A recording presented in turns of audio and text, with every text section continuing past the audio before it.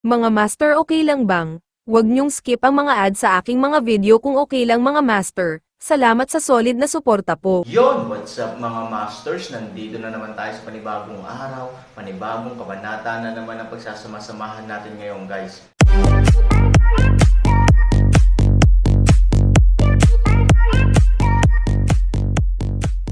Bali mga masters, kung bago ka pa lang po sa aking YouTube channel, please click the subscribe button, lalong-lalo na po yung notification bell guys, para maging connected pa rin tayo sa isa't isa at maging updated kayo sa mga susunod ko pang video.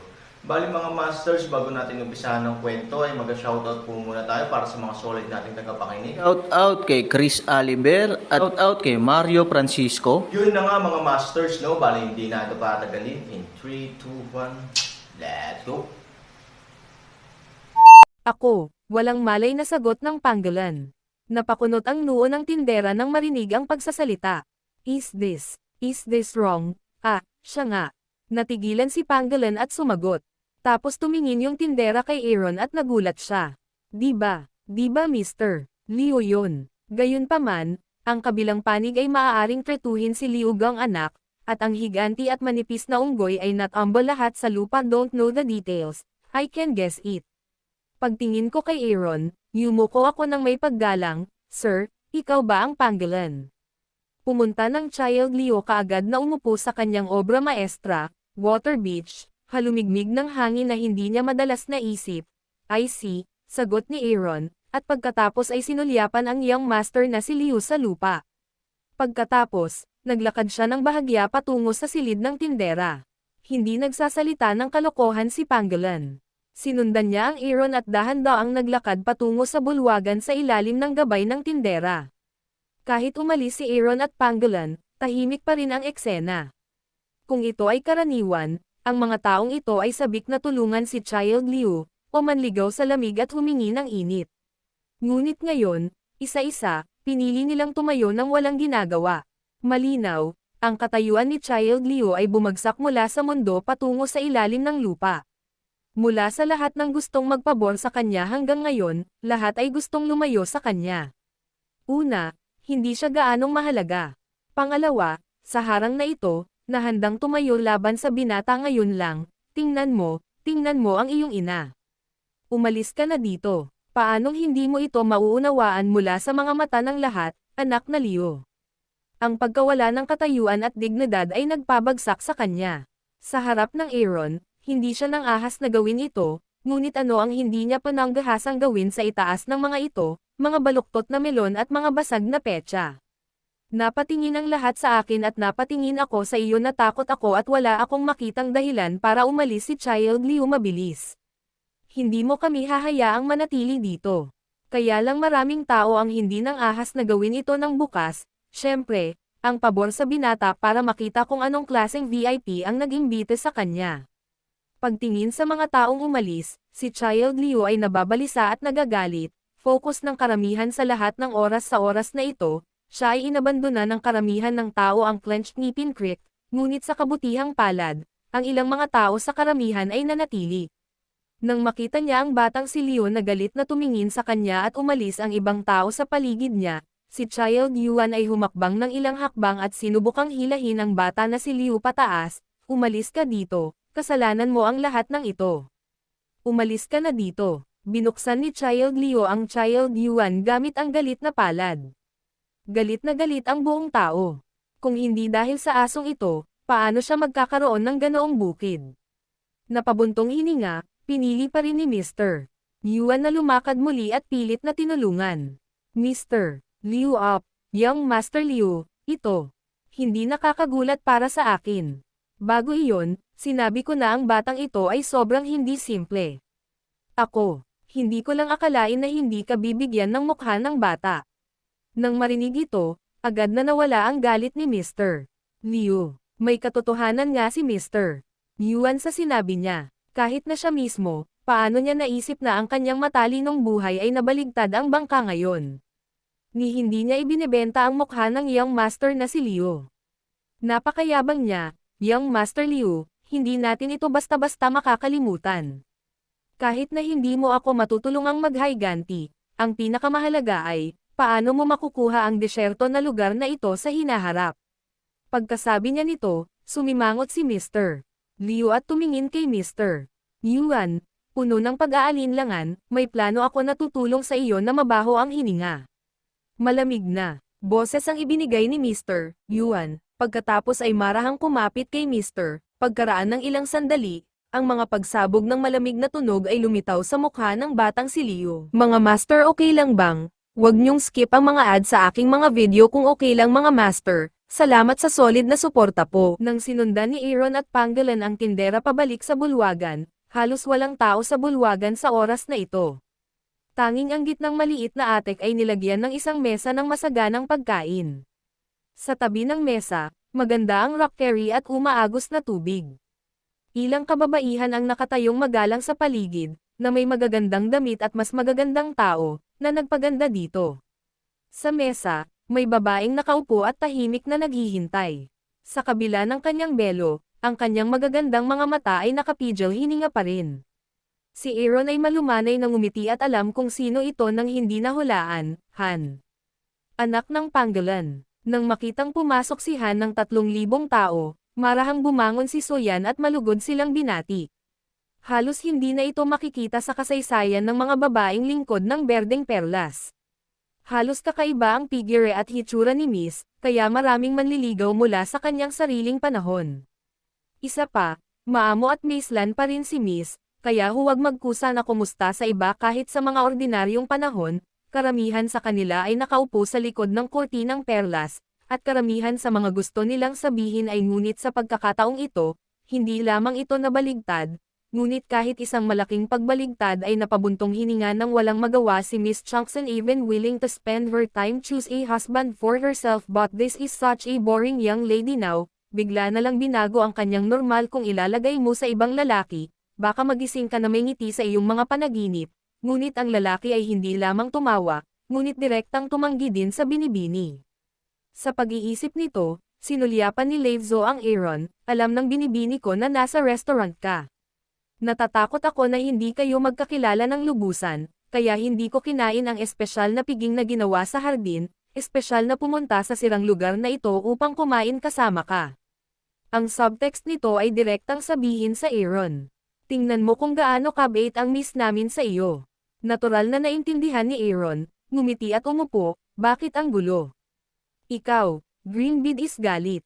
Sa halip, malumanay na ngumiti si Soyan, ang pagkain ng mag-isa ay kumakain din. Ang sabay-sabay na pagkain ay masiglaman lang. Tumanggaw si Aaron at hindi nagsalita. Likas na nag-aalala si Soyan na si Aaron at ang iba pa ay hindi pamilyar sa kanilang buhay. Tiyak na nagpapasalamat ang Aaron sa lahat ng maingat na pangangalaga. Ngunit ang pasasalamat ay kabilang sa pasasalamat. Dahil alam ni Aaron ang isip ni Soyan, hindi niya ito maipakita sa labas, para mas malala pa ito kung sakaling magkamali siya. Si Ivory lang ang mahal niya, hindi ba iyan ang kakaibang berdeng perlas ng pamilyang Su? Doon, nakilala ng mga tao mula sa likuran ang pamilyang Su sa milk zone ng may matalas na mata. Bagamat siya lamang ang aliping babae ng pamilyang Su, ang kanyang pambihirang hitsura ay matagal nang sikat sa mundo ng disyerto. Gayunpaman, nang makita ko ang Greenbeard doon, nakatayo pa ako may biglang may naisip na nakakatakot, shit, nakaupo ba yan? Miss Su ba? Sino ang babaeng makakapagpatayo ng berdeng perlas, maliban kay Miss Su, ang mas magandang babae sa alamat? Damn it, it's impossible. Napakaganda ng pamilya ni Miss Su sa mundo, pero lagi siyang hindi lumalabas ng pinto at hindi tumatak sa maliit na pinto. Hindi siya nakikita ng mga ordinaryong tao. Kahit na siya ay lumabas, karamihan sa kanila ay binabantayan ng mga espesyal na tauhan, at madalas na nakatira sa likod ng bid curtain. Ngayon, tumakbo ba siya sa downtown ngayon?